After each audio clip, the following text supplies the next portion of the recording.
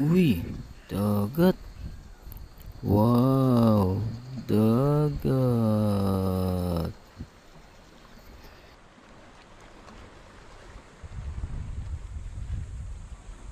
Ito ang mga gears na ginagamit ko whenever I dive with the Scuba Pro jet fins paired with the Aquamundo Q-Tech.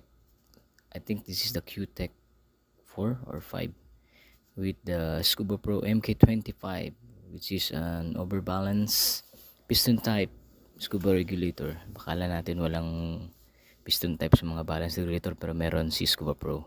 Paired with the S620 Ti, which is titanium, and the Octopus R195. At ito na nga, kasama ko ngayon si Sargento Musang. Magdidip na kami. Yan. Gamit niya, I think this is the RK3, yung fins niya with the also an Aquamundo Q-Tech weighted backplate BCD. And here we are. And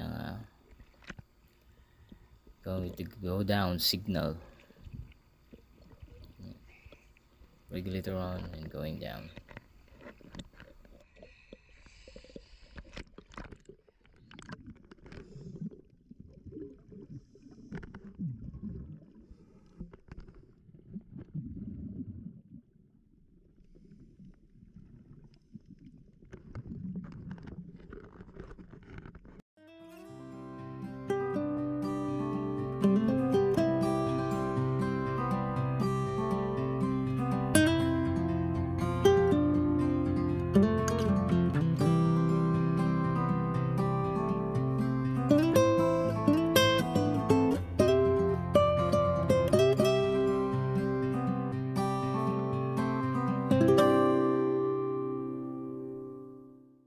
Napakasarap talagang mag-dive. Nakakawala ng stress. Para bang yung mga problema mo ay humahalo sa tubig alat. Nadidilute. Ayan. At gamit ko nga ang aking S620 Ti with the MK25. At masasabi ko lang talaga na maganda yung buga niya. Consistent. Hindi nagbabago kahit anong depth mo. Yun at yun pa rin. At sa mga kapwa ko diver dyan, anong masasabi niyo sa feeling ni Sargento Musang?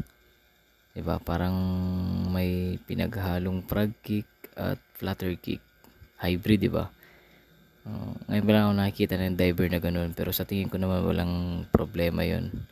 As long as na-utilize niya yung tunay na purpose ng isang fins, which is yung gamitin ng maayos yung blades.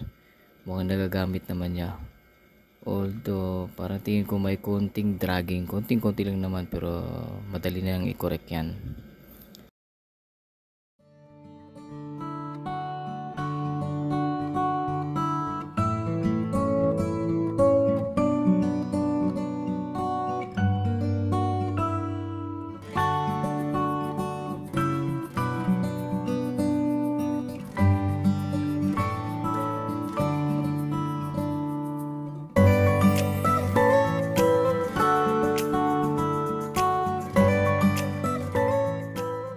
So, ito na tayo mga katribo sa ating safety stop na pinaperform a minimum of 3 minutes sa 15 feet na lalim.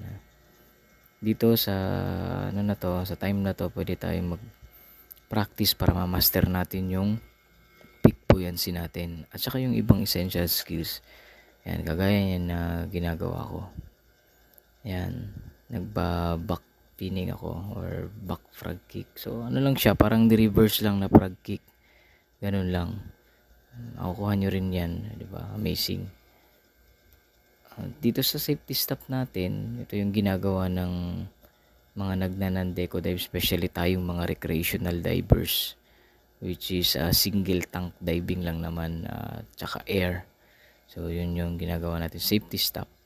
Yung kasi yung mga technical divers, yun mga maraming tangke or nagmi-mix gas, yun decompression naman yung ginagawa nila, nagdi-deco stop sila. So ayan, pwede rin natin gawin dito yung regulator replacement or changing of regulator lang, main regulator mo na second stage at saka yung octopus. So just to to have a mastery o muscle memory sa ilalim, mga ganyang skills. So marami pang ibang skills na pwedeng practicein dyan sa safety stop na pwede rin yung DSMB deployment. So yun lang, bye bye mga katribo, hanggang dito na lang.